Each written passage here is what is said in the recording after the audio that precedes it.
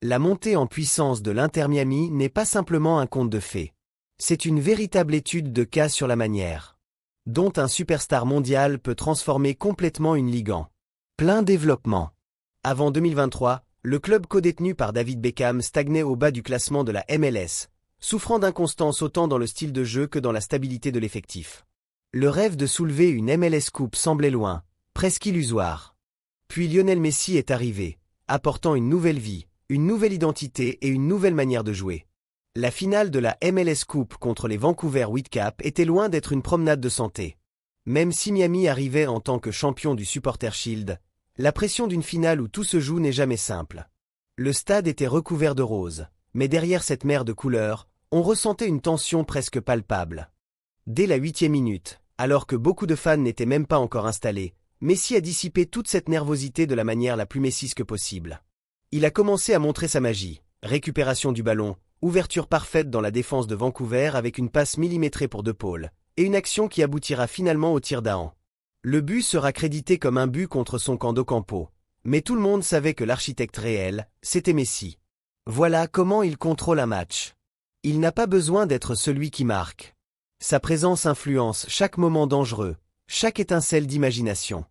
Mais le football ne manque jamais de drame. Inter Miami a paniqué par moments. Vancouver n'avait pas fait le déplacement en Floride pour servir de décor à la fête de l'équipe de Beckham. Ils ont réagi avec intensité. À la 60e minute, Ali Ahmed a puni une erreur de Rios Novo et a égalisé à 1-1. Le stade est devenu silencieux. Les vieux démons sont revenus, les souvenirs d'effondrement, la fragilité défensive. À un moment, le poteau puis la barre ont tremblé après 2 frappes puissantes de Sabi. On aurait dit que la chance elle-même se moquait de Miami. Et c'est exactement dans ce moment où la ligne entre héros et cœur brisé devient extrêmement fine que la mentalité, l'identité et la grandeur du GOAT sont ressortis. On parle souvent du dribble de Messi, de ses coups francs, de tous ces moments qui ont construit sa légende. Mais à la 71e minute, il a montré autre chose. La rage, la détermination et l'esprit de combat d'un joueur de 38 ans qui refuse de ralentir. Pas de gestes techniques spectaculaires, juste de la hargne. Messi, souvent critiqué pour marcher, s'est jeté dans un duel féroce et a volé le ballon à Andrés Cuba. Il n'a pas attendu la chance, il l'a créée. Une fois le ballon sous le contrôle de ses pieds magiques, la suite semblait écrite. Passe parfaite pour De Paul, qui n'a pas hésité, frappe nette, 2-1 pour Miami. Le stade a explosé. Ce n'était pas seulement un but, mais une libération totale, le rugissement d'un roi rappelant à tous qui il est. Messi n'avait pas besoin de marquer. Mais la manière dont il a créé ce moment, la manière dont il l'a célébré, disait tout. Il n'est pas là pour des records personnels. Il est là pour ses coéquipiers, pour l'écusson, pour le trophée, pour une ville qui est adoptée comme un des siens.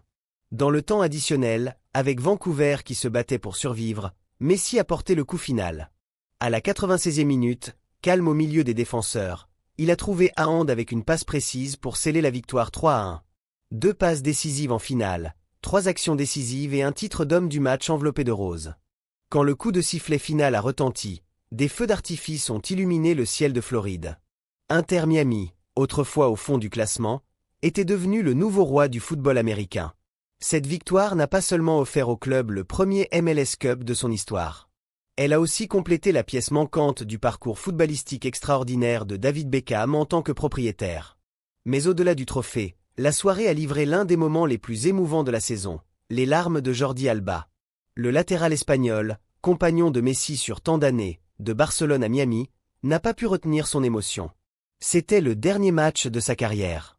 Et quoi de plus parfait que de terminer cette aventure avec un titre, entouré de Messi et Busquets, ses frères de toujours.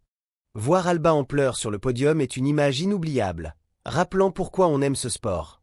Le football, c'est des salutations et des adieux, mais les moments de gloire partagés restent pour toujours.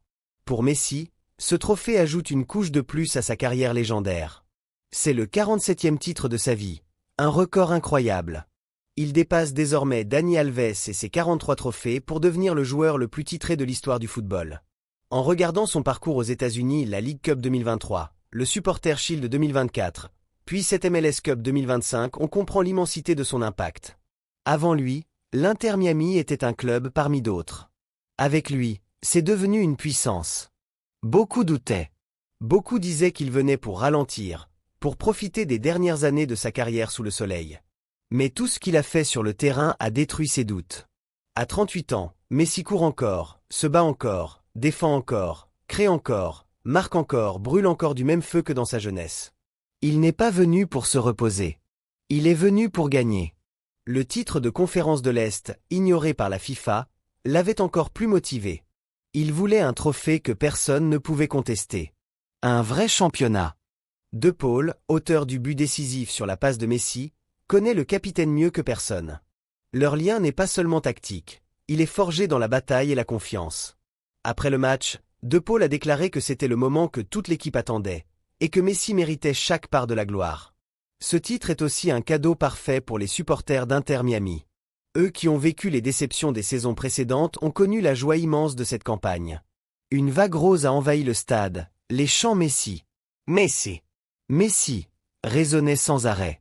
C'était comme un immense festival de bonheur. Si tu kiffes vraiment le foot, alors t'es au bon endroit. Ici, on décrypte l'actualité, on dévoile les secrets du jeu, on analyse ce que personne ne voit et on te donne un vrai regard 100% passion, 100% vérité. Si tu veux être en avance sur les autres, découvrir des pépites, comprendre les tactiques comme un vrai coach et vivre le foot autrement, abonne-toi maintenant et active la cloche pour ne rien rater. Crois-moi, la suite arrive très lourd, et tu ne voudras pas qu'on te raconte. Allez, fais partie de la team, et bienvenue dans la famille du football.